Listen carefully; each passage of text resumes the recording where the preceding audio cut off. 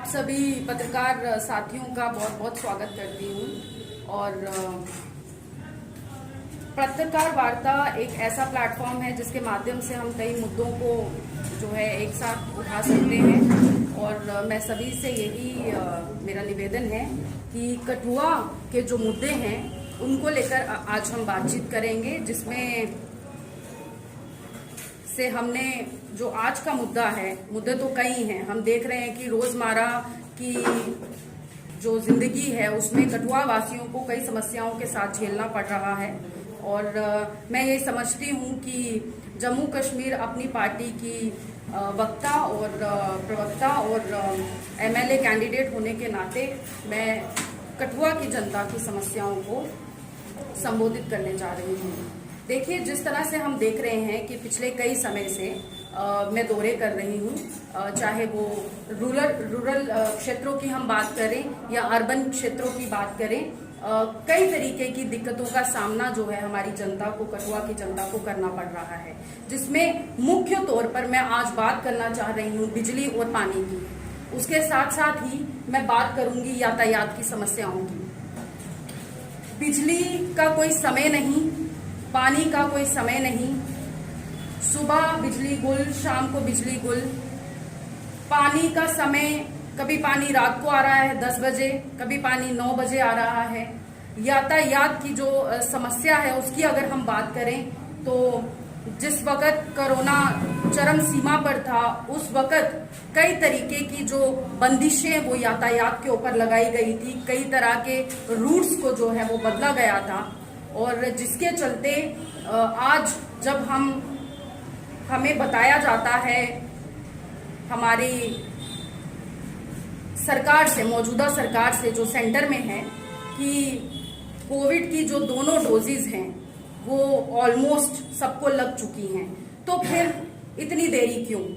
आज मुलाजिमों को अपनी नौकरियों पर जाना होता है, बच्चों के लिए स्कूल कॉलेजेस ओपन हो चुके हैं, लेकिन उनके लिए यातायात के संसाधनों की किसी को चिंता नहीं है। तो मैं ये समझती हूँ कि जब मैं दौरे पर निकलती हूँ या जब मैं ट्रैवल करती हूँ तो कई चौक्स पे, कई चौराहों पर मुझे बच्चे जो है वो खड़े मिलते हैं।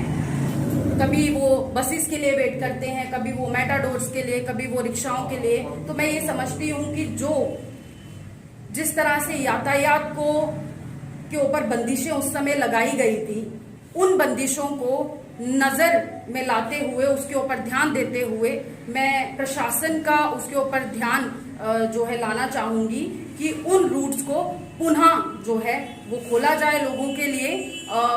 पंजाब के बॉर्डर्स पे नहीं तो कम से कम जम्मू कश्मीर के जो बॉर्डर्स हैं वहीं से जो है बसेस की वापस से जो बंद हुई हैं, हमारे कठुआ का रूट जो जम्मू में बसेस जाती थी सुबह, अगर मैं इसके ऊपर थोड़ी सी टिप्पणी डालूंगी कि जो बसेस सुबह निकलती थी जिनका समय होता था करीब 7:30, 8, 8:30, 9 बजे, जब पूरी बसेस भर के मुलाजिम जो है अपनी नौकरियों पे जाते थे और बच्चे स्कूल जाते थे, उन बसेस को बंद किया गया है।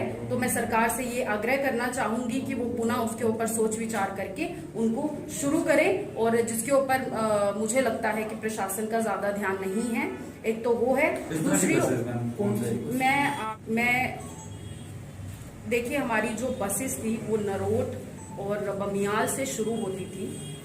सुबह 7:30, 8, 8:30, 9 बजे उनका समय होता था।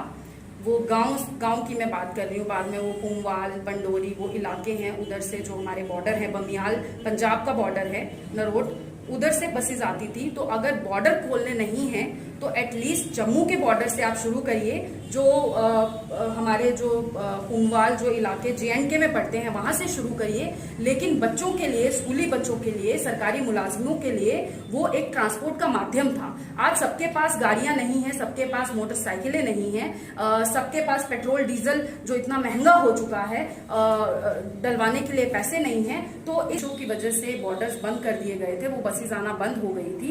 लेकिन आज मैं चाहती हूँ कि जब कोविड डोजेस पूरी हो गई हैं और दफ्तर भी खुल गए हैं, स्कूल्स भी खुल गए हैं, कॉलेज भी खुल गए हैं, तो इसका जो है सरकार को, प्रशासन को इसके ऊपर ध्यान मैं उनका लाना चाहूंगी कि आती थी तो एटलीस्ट पंजाब के बॉर्डर से नहीं तो JNK के बॉर्डर से शुरू करें और उन बसेस को दोबारा से चलाएं जिनका रूट्स बंद किया गया था, रूट चेंज हुए। जैसे कालीबड़ी से बसेस का जो है रूट बाहरी इलाकों से उनका रूट बदला गया है, उनको सिटी के अंदर से भी जो है रूट्स उनके बदले जाएं। इस तरह से जो है इनके ऊपर सोच विचार होना चाहिए। सरकार भली भांति इस चीज को समझती है कि उस समय कई ऐसे डिसीजन लिए गए और रूट्स को बंद किया गया।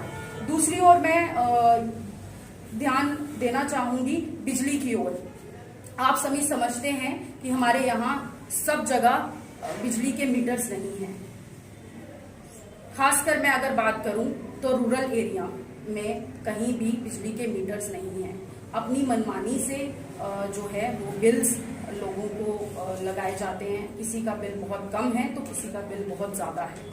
तो मैं सरकार से ये आग्रह करती हूँ, प्रशासन से, कि वो बिजली की समस्याओं का समाधान करें। सुबह जब बिजली की ज़रूरत होती है, शाम को जब बिजली की ज़रूरत होती है, तो उस समय बिजली आपको दिखती नहीं है।